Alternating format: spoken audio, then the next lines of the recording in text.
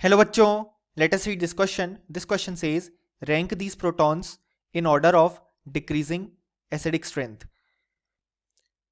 So हमारे पास यहाँ पे एक कंपाउंड प्रेजेंट है, देन यहाँ पे हमारे पास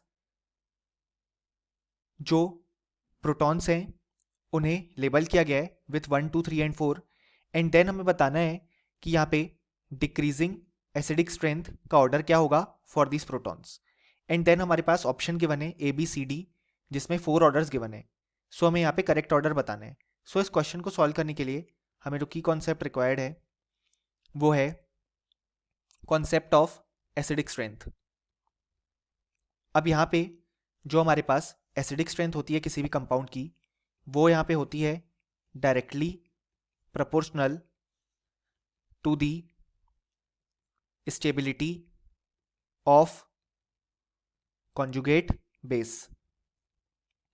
यानी कि जो कॉन्जुगेट बेस फॉर्म होगा जब H+ रिलीज होगा तो वो जितना ज़्यादा स्टेबल होगा उस कंपाउंड की एसिडिक स्ट्रेंथ उतनी ही ज़्यादा होगी. अब हम यहाँ पे जो हमारे पास चारों लेबल्ड पार्ट हैं उनमें से हम H+ रिमूव करेंगे एंड देन स्ट्रेंथ चेक करेंगे. सो यहाँ पे अगर फोर्थ वाले पार्ट से H+ रिमूव होगा तो यहाँ पे आएगा NH- कनेक्टेड टू यहाँ पे कार्बन देन डबल बॉन्ड हो. ये चेन यहाँ पे इस तरीके से कंटिन्यू होगी. देन यहाँ पे हम देख सकते हैं हमारे पास NH2 गिवन है. सो यहाँ पे NH- आएगा जब प्रोटॉन यहाँ से रिमूव होगा. देन चेन कंटिन्यू होगी. देन यहाँ पे OH गिवन है. सो यहाँ पे O- आएगा जब प्रोटॉन रिमूव होगा. देन चेन कंटिन्यू होगी इस तरीके से. यहाँ पे डबल बॉन्ड हो एंड यहाँ पे O- आएगा जब ये वाला यहाँ पे H+ रिलीज होगा. अब हमें जो ये चारों डिफरेंट नेगेटिव चार्जेस आए हैं उनकी स्टेबिलिटी कंपेयर करनी है. जो सबसे ज़्यादा स्टेबल होगा वो वाला पार्ट हमारे पास यहाँ पे सबसे ज़्यादा एसिडिक होगा.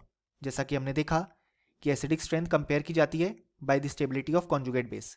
तो सबसे पहले अगर हम एक कंपैरिजन करें तो यहाँ पे जो पार्ट 1 और पार्ट 4 हैं वो पार्ट 2 और पार्ट 3 से ज़्यादा स्टेबल होंगे क्योंकि यहाँ पे दोनों पार्ट में हमें रेजोनेंस देखने को मिल रहा है, यहाँ पे भी एंड यहाँ पे भी.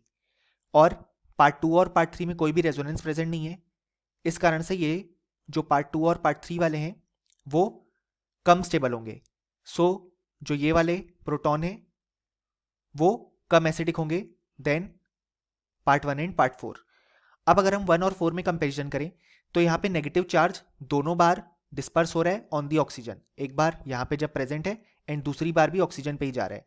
लेकिन यहाँ पे एक बार नाइट्रोजन पे नेगेटिव चार्ज है एंड दूसरी बार ऑक्सीजन पे. अब हम जानते हैं ऑक्सीजन जो होता है वो ज़्यादा इलेक्ट्रोनेगेटिव होता है देन नाइट्रोजन. सो जितनी बार ऑक्सीजन पे नेगेटिव चार्ज जाएगा वो उतना ज़्यादा स्टेबल होगा.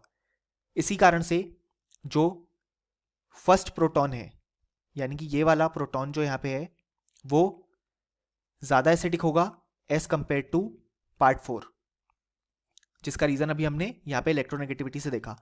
अब हम कंपैरिजन करेंगे पार्ट 2 और पार्ट 3 में. सो यहाँ पे जो पार्ट 2 में गिवन प्रोटॉन है वो ज़्यादा एसिडिक होगा देन पार्ट 3 क्योंकि यहाँ पे 2 वाला ज़्यादा स्टेबल है. अब 2 वाला ज़्यादा स्टेबल इसलिए है क्योंकि यहाँ पे नेगेटिव चार्ज ऑक्सीजन पे है और अभी हमने देखा जब नेगेटिव चार्ज ऑक्सीजन पे होगा तो वो ज़्यादा स्टेबल होगा क्योंकि ऑक्सीजन ज़्यादा इलेक्ट्रोनेगेटिव है. सो ओवरऑल हमारे पास इन प्रोटॉन्स की एसिडिक स्ट्रेंथ का ये ऑर्डर आया. अब अगर हम यहाँ पे हमारे ऑप्शन देखें तो जो करेक्ट आंसर हो जाएगा वो जाएगा option C, that is 1 greater than 4 greater than 2 greater than 3 क्योंकि हमारे फाइनल रिजल्ट से मैच करता है. और option A B and D incorrect हो जाएंगे.